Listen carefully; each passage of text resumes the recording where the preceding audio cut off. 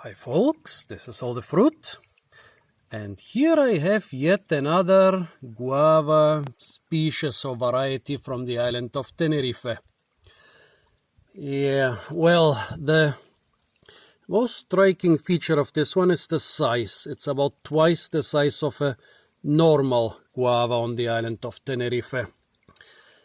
I bought it on the market of Santa Cruz today.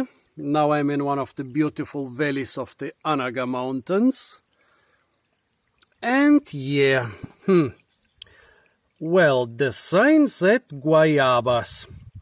That means it's not the typical Psidium guayava variety grown here in Tenerife, which looks very similar to this, but it's much smaller.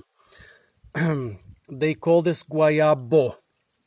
But all the other biggish guavas, they call them guayabas. And also when I asked the vendor, she said, no, guayabos are small, this is something different. But of course she didn't know the variety. Those vendors at the markets, they take everything without even asking what the varieties are. So I took one really big fruit and one of the smallest fruit. If you are familiar with the size of guavas in the Canary Islands, you will realize that this is quite on the large end of the spectrum, and this is pretty unusual.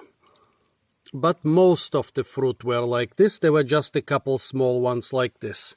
So this is definitely something different. However, I can neither tell you the name, nor can I tell you if it's just a different variety of Psidium guayava, or if it's a different species. Guava classification is a mess. Now let's try it. Yeah, everything else is pretty much like the normal guavas here, which they call guayabos. It's just the size, which is quite amazing. Well, let's try the outer rind first, which is edible in guavas. Nice and crunchy. Not much sweetness.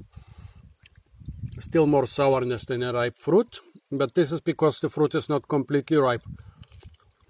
The seeds. Sweeter, less sour. But still not ripe. I mean, after I went to the market, I went on this mountain hike, and I'm sure if I waited 1 or 2 days for this guavas to ripen properly, to be soft and sweet, they would have so many bruises from the hike that the video wouldn't be so beautiful. So I'm eating them in a state in which they're already totally edible. If you like more firm and less sweet guavas, that's perfect for you. Actually, this one is more ripe. Quite soft. Still not a lot of sweetness, but softer.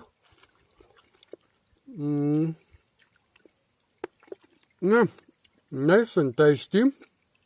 It's pretty much like the normal guavas around here, just twice the size. There is some tanginess. More sourness than sweetness. I would call it mild. Not bad. Would be better after 2 or 3 days, but it wouldn't be so beautiful because, as you can see, there are already a lot of fresh bruises, and after 1 or 2 days, this beautiful golden color would be gone and replaced by some brownish color. So folks, this was some yet unidentified guava from the island of Tenerife.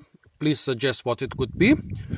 Stay tuned for a lot more fruit videos from the beautiful valleys of the Anaga Mountains in Tenerife. And don't forget to like, share, comment and subscribe.